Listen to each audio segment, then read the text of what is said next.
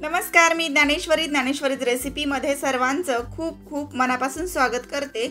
आज आपण बघणार आहोत गाळणीवरती, चहाच्या गाळणीवरती साबुदाणा का टाकायचा आणि त्यासोबतच जुन्या आणि खराब झालेल्या टाकाऊ नोटबुकचा पुनर्वापर कसा करायचा, घरात पडलेल्या प्लास्टिक बाटलीला चिकटपट्टी का लावायची आणि गव्हाच्या पिठाची तडका पॅनमध्ये काय कमाल होणार आहे ते। अशा प्रकारच्या बऱ्याचशा किचन टिप्स, रियूज आयडिया, क्लिनिंगच्या टिप्स आणि टाकाऊपासून टिकाऊ वस्तू आहेत ज्या महिलांसाठी अत्यंत उपयुक्त आहेत। चला मग पहिली आपली टिप आहे किचन टिप, ती बघूया। आणि ही किचन टिप तुम्हा सगळ्यांनाच खूप जास्त आवडेल। सगळ्यात आधी आपल्याला काय करायचं आहे, चहा उकळून घ्यायचा आहे आणि त्यानंतर अशा पद्धतीने जर आपल्याकडे लगेचच किसणी वगैरे नसेल तर चमच्याने, थोडंसं धारदार चमच्याने यावरती आपल्याला थोडीशी अद्रक जे आहे त्याचे अशा प्रकारे छोटे छोटे तुकडे करून यामध्ये टाकायचे। ज्यावेळी चहा पूर्ण उकळलेला असतो त्यावेळी शेवटी आपल्याला अद्रक टाकायची, म्हणजे जास्त स्ट्रॉंग याचा वास येत नाही आणि खूप छान असा हवा तेवढाच वास येतो। त्यानंतर आपल्याला विस्कर घ्यायचं आहे, विस्करने आपल्याला हा चहा असा ढवळून घ्यायचा आहे। या पद्धतीने एकदा तुम्ही चहा नक्की बनवून बघा, खूप छान असा यावरती फेस येतो आणि चवीला अप्रतिम लागलेला आणि फेसाळलेला चहा असा याचा तयार होतो। जसं तुम्ही बाहेर हॉटेलवरती चहा पित असाल सेम त्या पद्धतीचा हा चहा तयार होतो। चवीला खूप छान असा लागणारा हा चहा आहे, त्यामुळे एकदा तरी नक्की ट्राय करून बघा। या प्रकारे विस्करचा वापर करून घरच्या घरी तुम्हाला चहा जास्त ढवळत बसायची गरज नाहीये किंवा मग आपल्याला जास्त वेळ द्यायची याला गरज नाहीये। फक्त तुम्ही या पद्धतीने चहा केला तर बऱ्याच जणांचा चहा अद्रक टाकल्यानंतर फाटतो, त्यामुळे तुम्ही सुरुवातीला अद्रक टाकू नका। तसं तर अद्रक टाकल्यामुळे चहा कधीही फाटत नाही, पण जर चहामध्ये अद्रकचा छान वास हवा असेल, चहा अद्रकचा तुम्हाला करायचा असेल तर लास्टलाच तुम्ही अद्रक त्यामध्ये टाकायची आहे। पुढची आपली टिप आहे ती म्हणजे 1 चमचा गव्हाचं पीठ घ्यायचं आहे आणि 1 ते 1.5 चमचा गव्हाचं पीठ घेतल्यानंतर आपल्याला पुढची टिप करायची आहे ती म्हणजे यामध्ये पाणी किती टाकायचं। मी इथे 1.5 चमचा पीठ घेतलेला आहे। आपण बनवतोय घरगुती फेविकॉल। घरगुती फेविकॉल बनवण्यासाठी आपल्याला 1.5 चमचा इथे गव्हाचं पीठ लागणार आहे आणि 1.5 चमचा गव्हाच्या पिठासाठी अर्धा वाटी पाणी टाकायचे। केअरफुली बघा, म्हणजेच हा फेविकॉल जो आहे तो व्यवस्थित तयार होईल।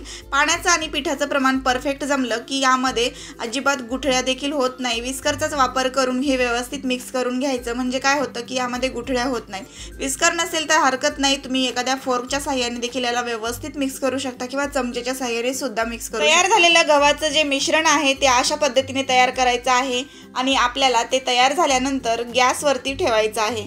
गॅसवरती ठेवल्यानंतर हलक्या गॅसवरती, म्हणजे कमी गॅसवरती आपल्याला हे हळूहळू गरम करायचे। गरम होत असताना एक काळजीपूर्वक आपल्याला गोष्ट करायची ती म्हणजे सतत त्याला हलवत राहायचं, नाहीतर परत याच्यामध्ये गाठी तयार होऊ शकतात। गव्हाचं पीठ आहे अर्थातच हे थोडंसं फुगलं जातं आणि आपल्याला यामध्ये पाणी कमी पडत आहे का याकडे सुद्धा लक्ष द्यायचं आहे। जर हे जास्त पीठ घट्ट होत असेल तर यामध्ये थोडंसं पाणी टाकायला काहीच हरकत नाहीये।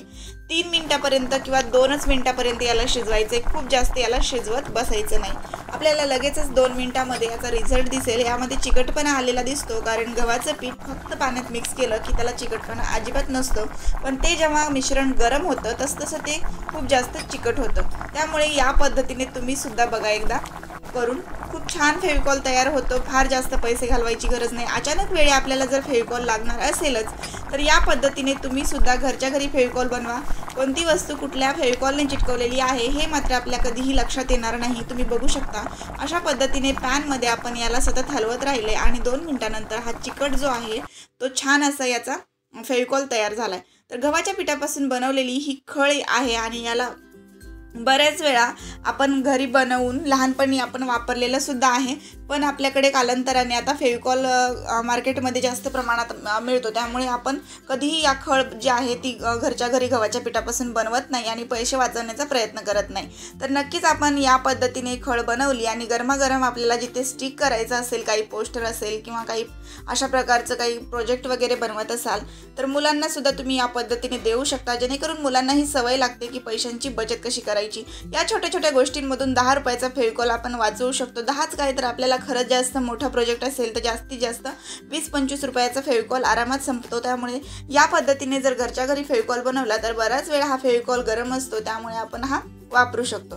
जर हा थंड झाला तरी सुद्धा याचा स्टिकनेस कमी होत नाही, त्यामुळे या पद्धतीने बनवलेला फेविकॉल तुम्हाला साधारण अर्धा तासापर्यंत छान वापरता येतो। नंतर तुम्ही जर थंड झाला खूप आणि जर वाटत असेल की खूप जास्त घट्ट दिसतोय तर तुम्ही त्याला थोडंसं गरम करा, पुन्हा वापरा आणि प्लेन असा लावण्यासाठी हाताचाही वापर करू शकता। अगदी बोटाने सुद्धा सगळीकडे एकसारखं स्प्रेड करता येईल किंवा मग अशा प्रकारे एखादा चमचा घ्यायचा आहे किंवा चाकू घ्यायचा आहे। हा चमचा आईस्क्रीमचा आहे त्यामुळे सगळीकडे एकदम छान आणि स्प्रेड करता येते व्यवस्थित।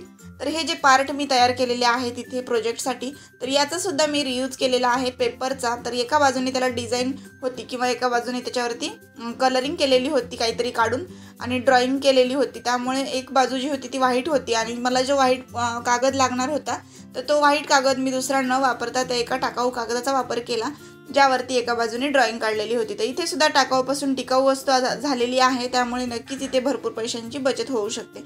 या पद्धतीने घरात पडलेल्या कुठल्याही वस्तूंचा वापर करून आपण आपल्या कुठल्याही वस्तू नवीन तयार करू शकतो किंवा मग कुठलेही प्रोजेक्ट असतील त्यामध्ये सुद्धा याचा वापर करता येऊ शकतो।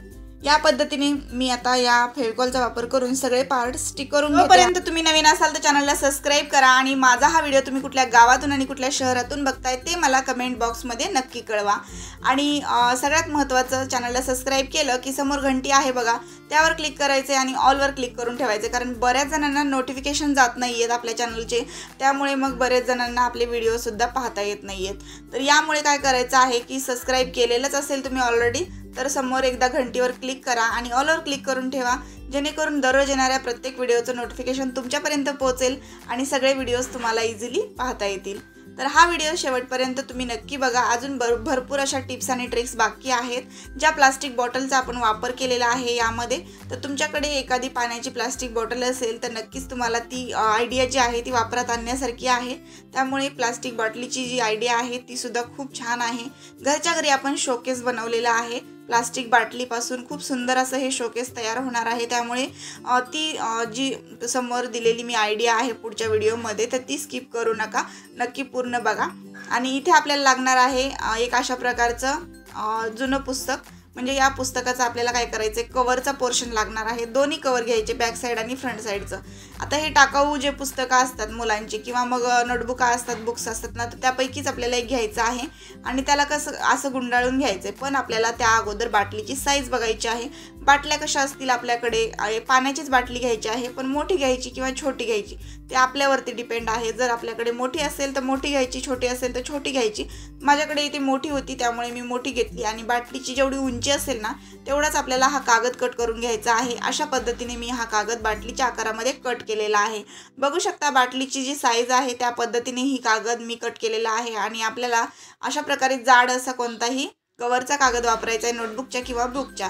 बघू शकता इथे कॉर्नर निघालेला बाहेर मी पुन्हा कट केलेला आहे। तर अशा पद्धतीने इक्वल साईज करून घ्यायची वरची आणि खालची सुद्धा, जेणेकरून आपला हा रोल छान तयार होईल। इथे ट्रान्सपरंट टेप लावून मी याला असा रोल बनवून घेणार आहे। घरामध्ये पडलेलाच असतो ट्रान्सपरंट टेप, कुठल्याही वस्तू विकत आणायची गरज नाही। आपल्या चॅनलवर येणाऱ्या प्रत्येक व्हिडिओमध्ये मी कधीच खर्च होणारी गोष्ट सांगत नाही, म्हणजे जिथे मनी सेव्हिंग होते। त्यामुळे सगळ्या टिप्स ज्या आहेत त्या सगळ्याच महिलांसाठी अत्यंत उपयुक्त असतात। कुठलीही गोष्ट विकत आणायची किंवा खर्ची कशी असेल अशी मी सांगत नाही, त्यामुळे घरच्या घरी बनवता येईल अशा वस्तू मी शेअर करत असते। पैशांची बचत, किचनमधल्या टिप्स, क्लिनिंगच्या टिप्स, रियूज आयडिया यासारख्या बऱ्याचशा टाइम सेव्हिंगच्या टिप्स असतात ज्यामुळे आपल्याला किचनमध्ये गृहिणींना सगळ्यांनाच खूप जास्त मदत होते। तर इथे बघू शकता या पद्धतीने आपण टाकाऊपासून हा रोल बनवलेला आहे। आता तुम्ही म्हणाल या रोलचं आपण करायचं तरी काय, अशा प्रकारचे भरपूर रोल आपण बनवू शकतो। आपल्याकडे जेवढ्या बॉटल असतील तेवढे रोल बनवून घ्यायचे आहेत आणि त्या रोलला अशा पद्धतीने बॉटल कट करून घ्यायची। बघा समोरून मी थोडीशी कट केलेली आहे अशी उभी, आणि ही बाटली कट करण्यासाठी कात्रीचाही वापर करू शकता किंवा मग तुम्ही चाकू गरम करा आणि अशा आकारामध्ये बाटली जी आहे ती कट करून घ्या। तर बाटली कट केल्यानंतर, समोरून कट केल्यानंतर आपल्याला वरचा जो पोर्शन असतो ना बाटलीचा निमुळता, म्हणजे टोपणाकडचा भाग, तो सुद्धा कट करायचा आहे। म्हणजे अशा पद्धतीने बाटली तयार करून घ्यायची आहे। टोपणाकडचा भाग पूर्ण कट केलेला आहे, आपण तो ठेवलाच नाहीये। आणि आपल्याला आतमधून बाटलीला असा डबल टेप लावायचा आणि त्यावरती हा रोल तयार करून घेतलेला स्टिक करून घ्यायचा आहे। आता रोल बनवलेला आहे पण त्याचा जॉईंट जो आहे तो बॅक साईडला आपण ठेवलेला आहे, फ्रंट साईडला नाही। कुठेही ठेवला तर काही हरकत नाहीये, कारण की अशा पद्धतीने तुम्ही हा रोल बनवून घेऊ शकता छान असा आणि यामध्ये स्टिक करू शकता। सगळ्यात महत्त्वाचं म्हणजे आपल्याला हा टूल जो आहे तो कसा वापरायचा, तर यामध्ये आपण आपल्याकडे असलेल्या एक्स्ट्राच्या बँगल्स किंवा मग साडीवरच्या वेगवेगळ्या बँगल्स असतात आपल्याकडे. घरामध्ये बांगड्यांचा खूप जास्त जर तुमच्याकडे पसारा असेल तर त्या बांगड्या उचलायच्या आणि अशा प्रकारचा हा टूल बनवून त्यामध्ये ठेवायच्या. एका टूलमध्ये बसत नसतील तर तुम्ही अशा प्रकारचे 3-4 टूल बनवू शकता. एक चिकटपट्टी घ्यायची आहे फक्त आणि एक टाकाऊ नोटबुक, त्यासोबतच एक बाटली. या 2-3 गोष्टींमध्ये हा टूल तयार होतो. बांगड्या देखील ऑर्गनाईज राहतात, आपल्याला हव्या त्या बांगड्या अशा बाहेरून दिसतात आणि बाटली जरी छोटी असली तरी अशी बाहेर ती स्प्रेड होते थोडीशी कट केल्यामुळे. त्यामुळे भरपूर बांगड्या देखील यामध्ये आपल्याला टाकता येतात, काढता येतात. अगदी सोप्या पद्धतीने इझिली काढता येतात आणि इझिली ठेवता सुद्धा येतात. खूप सुंदर असा हा शोकेस तयार झालाय. पण याला ठेवायचं कुठे आणि कसं सांगते.